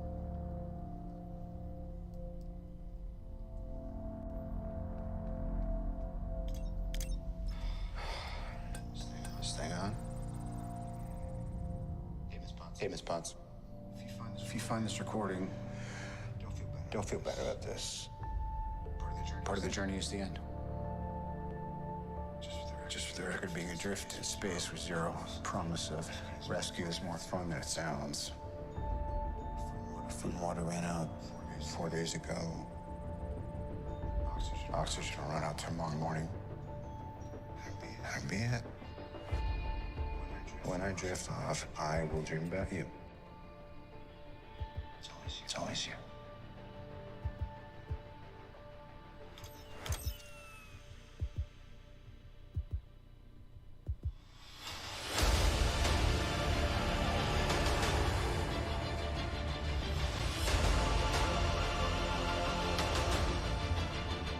Thanos did exactly what he said he was going to do.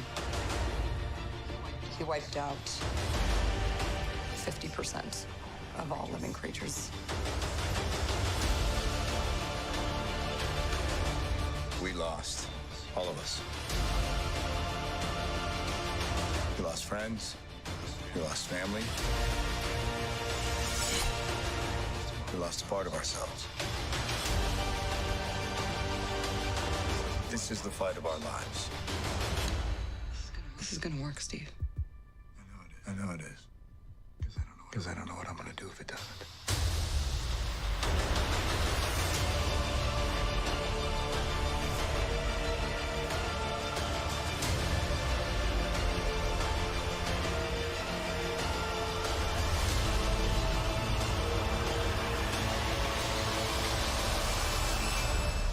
Hi, is anyone home? This is Scott Lang. We met a few years ago at the airport in Germany. That got really big. Is this an old message? Ant-Man, I know you know that. It's the front door. That's me. Can you buzz me in?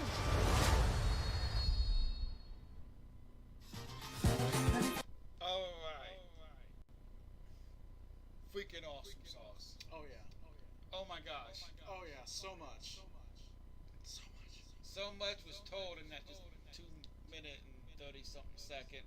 Right? What gets me the most is in the end of the first Avengers movie when Tony's taking the Duke up in New York. He tries to make a phone call to Pepper. Because it's the last thing he wants to hear if he's adrift in space. It's the last thing he wants to hear right before he's about to die. And this one opens up with the last words he's ever going to say to her. Like, oh my god, that has come full circle, what, 8 years in the making? Right.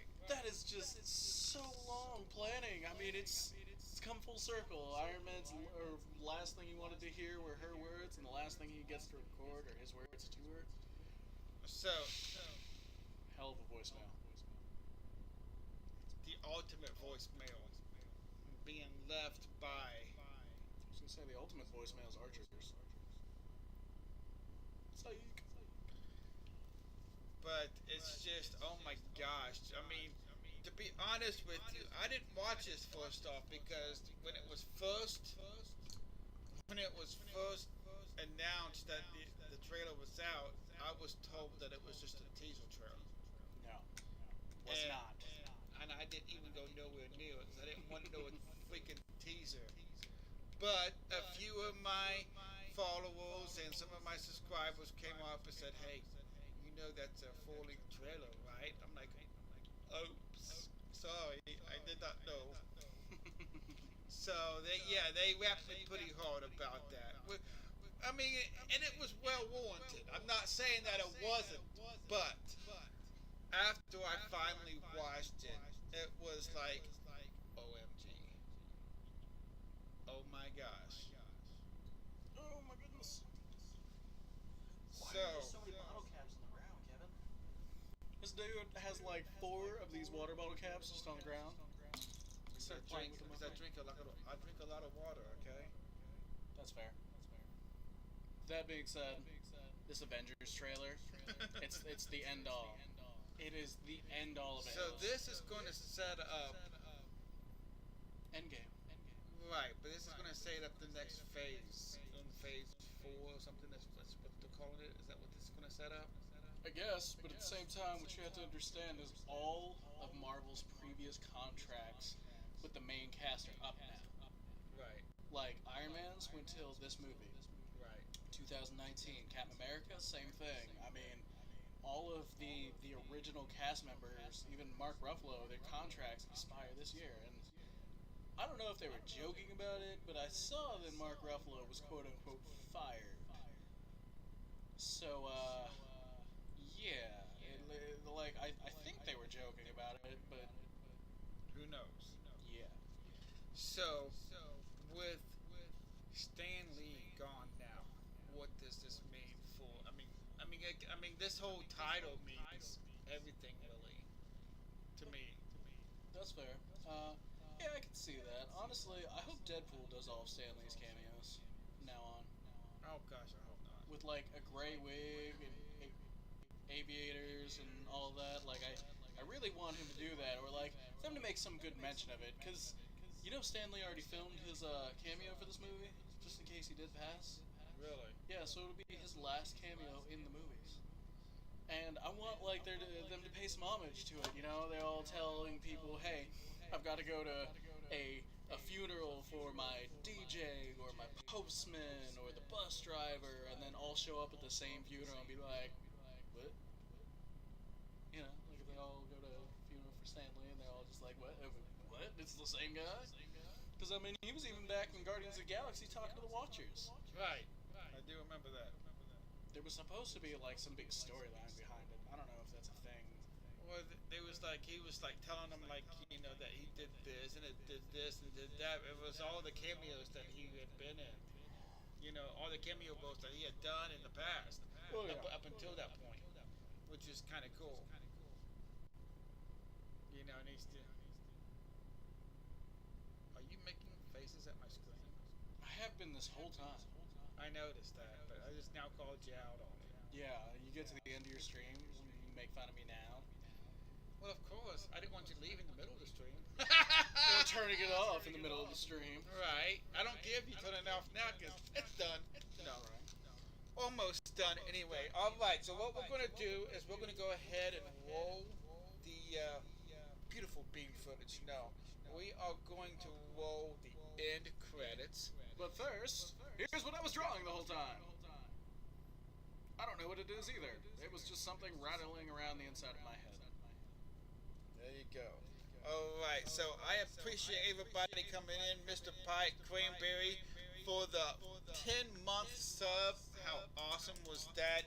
You guys are so awesome.